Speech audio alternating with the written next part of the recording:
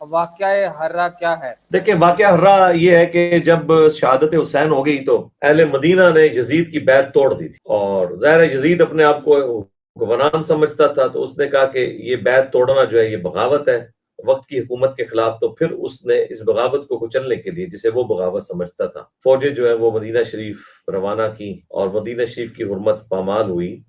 بخاری مسلم دونوں میں واقعہ ہررا کا ذکر موجود ہے. عبداللہ بن عمر اس حق میں نہیں تھے کہ یزید کی بیعت توڑی جائے. یہ لادہ بات ہے کہ موت کے وقت مجموع الزوائد اور المستدرک للحاکم میں آتا ہے کہ وہ کہتے ہیں کہ مجھے پوری زندگی کسی نیک اعمال کے چھوٹنے کا غم نہیں کہ مجھ سے کبھی چھوٹا ہو، سوائے یہ کہ مجھے علی کے ساتھ مل کر باغیوں کے خلاف قتال کرنا چاہیے. اس وقت وہ عبداللہ ابن مطیع کے پاس گئے کہ آپ بیعت نہ توڑیں، لیکن عبداللہ ابن مطیع صحابی جو ہیں یہ سمجھتے تھے کہ اب تو کوئی خیر باقی نہیں رہی ہے.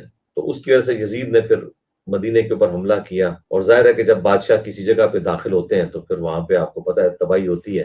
باقی تفصیلات تاریخ کی کتابوں میں پڑھ رہے ہیں. خود وہ تاریخ جسے بریلوی دیوبندی اہل حدیث تینوں کوٹ کرتے ہیں، البدایہ والنہایہ، جسے تاریخ ابن کثیر بھی کہتے ہیں، ابن کثیر نے لکھی، المتوفی 774 ہجری. اس میں وہ سارے واقعات لکھے ہوئے ہیں کہ کس طرح مسجد نبوی شریف کی توہین ہوئی اور عورتوں کی عزت کو پامال کیا گیا. وہ ساری تفصیلات موجود ہیں. اس کے بعد پھر چونکہ اہل مکہ نے بھی بیعت توڑ دی تھی، پھر مکے کی طرف گئے، اور صحیح مسلم میں آتا ہے کہ منجنیق سے حملہ کیا خانہ کعبہ کے اوپر، اس میں غلاف کعبہ بھی جلا، خانہ کعبے کی ایک دیوار بھی ڈیمیج ہو گئی. بعد میں پھر حضرت عبداللہ ابن زبیر نے اسے تعمیر کروایا، کیونکہ اسی دوران یزید پھر مر گیا تھا.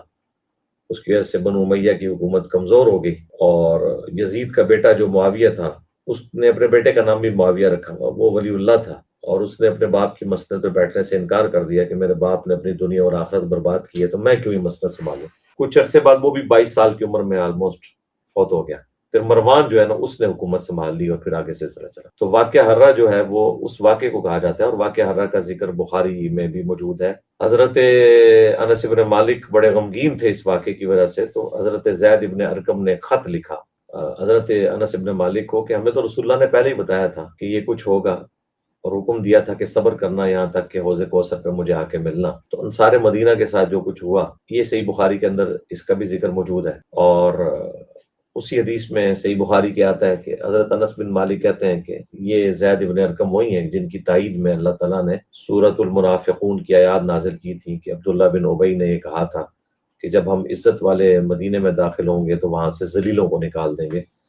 اور نعوذ باللہ رسول اللہ اور صحابہ کرام کے لیے ذلیل کا ورڈ اس نے یوز کیا تھا. نبی الاسلام کے بلانے پہ وہ مکر گیا، پھر اللہ تعالیٰ نے زید بن ارقم کی تائید میں قرآن کی آیات نازل کی. تو یہ پوری حدیث موجود ہے. اس واقعے کو واقعہ ہررا کہا جاتا ہے.